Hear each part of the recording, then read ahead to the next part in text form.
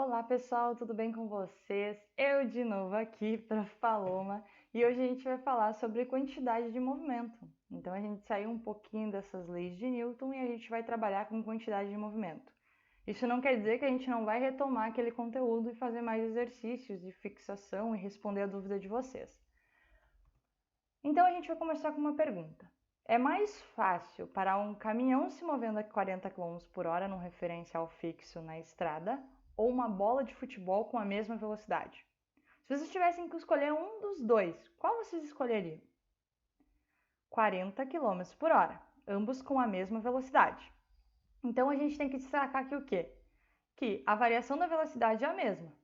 Então, o que será que vai influenciar? Qual tem massa menor? Inércia menor. Se a gente tem a bola e a gente tem o caminhão. Quem tem massa menor? A bola. Então, se a gente sabe, desculpa, acho que deu um leve bug aqui no slide, duplicou, foi mal por isso, mas vamos dar sequência. Então a gente sabe que é mais fácil a gente parar a bola de futebol, porque a massa dela é muito menor, sendo que ambos estão com a mesma velocidade. Diante disso, a gente pode pensar que o caminhão tem uma quantidade de movimento maior. Quantidade de movimento, mas como é que a gente calcula isso? Como que a gente sabe a quantidade de movimento do caminhão, por exemplo, ou de um certo corpo? Boa pergunta. Quantidade de movimento ela é definida pelo produto da massa do corpo vezes a velocidade. Se a velocidade é a mesma, o que vai determinar vai ser a massa do corpo. Se a massa for maior, a quantidade de movimento vai ser maior.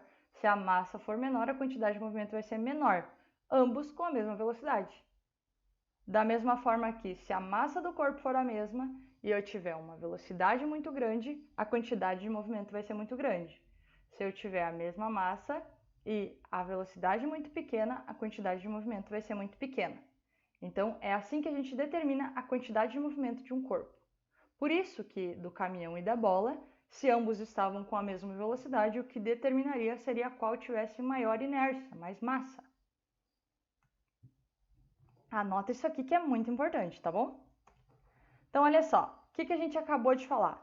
Quando um corpo tem quantidade de movimento pequena, é mais fácil de fazer parar. Então, no caso da bola, ele tinha uma quantidade muito pequena, então era fácil parar a bola. E quando o corpo tem uma quantidade de movimento muito grande, é mais difícil a gente conseguir parar. Então, seria mais difícil a gente parar um caminhão. E aí, agora a gente pergunta: se é mais fácil parar uma bola de tênis, massa 50 gramas, que se move a 5 metros por segundo, num referencial fixo no solo, ou uma bola de tênis que se move a 30 metros por segundo? Ixi, e agora? Já era, ferrou de vez. Calma, olha só. A gente sabe que a bola de tênis de 50 gramas. O que está mudando são as velocidades. Então a gente sabe que a massa é a mesma, mas as velocidades da bola são diferentes. Então na primeira situação a velocidade é 5 metros por segundo e na segunda a velocidade é 30 metros por segundo. O que a gente viu? Quantidade de movimento é massa vezes a velocidade. Sem calcular, a gente tem alguma ideia pelo que a gente falou anteriormente. Se a massa do corpo é a mesma, o que vai determinar vai ser a velocidade. Quanto maior a velocidade, maior quantidade de movimento. Quanto menor velocidade, menor quantidade de movimento para a mesma massa. Mas a gente vai fazer o cálculo separadamente. Então, na situação da primeira, a em azul, a gente tem que a velocidade da bola é 5 metros por segundo, a gente colocou aqui, e a massa do corpo é a mesma, que no caso, a massa é 50 gramas, ou seja, 0,05 quilos.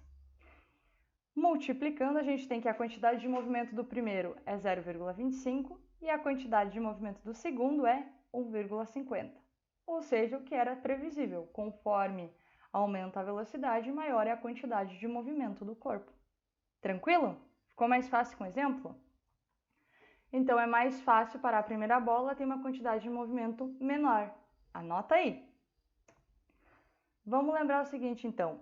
A quantidade de movimento ela é uma grandeza vetorial. Por que é uma grandeza vetorial? Porque ela tem módulo, tem direção e tem sentido. Pausa o vídeo, anota aquele exemplinho, anota isso aqui que a gente destacou que é muito importante. Outra coisa também muito importante é que a direção da velocidade do corpo e o sentido é igual ao da velocidade.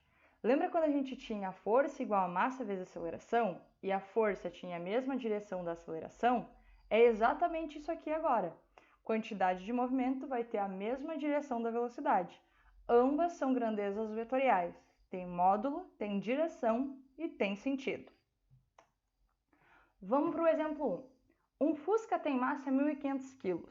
Um caminhão tem massa 30.000 kg. E velocidade e módulo igual a 80 km por hora. Num referencial fixo no solo.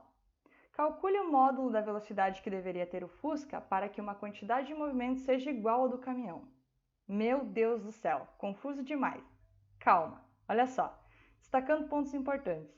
Um Fusca tem massa 1.500 kg. Então vai lá no caderninho e anota. Massa do Fusca 1.500 kg.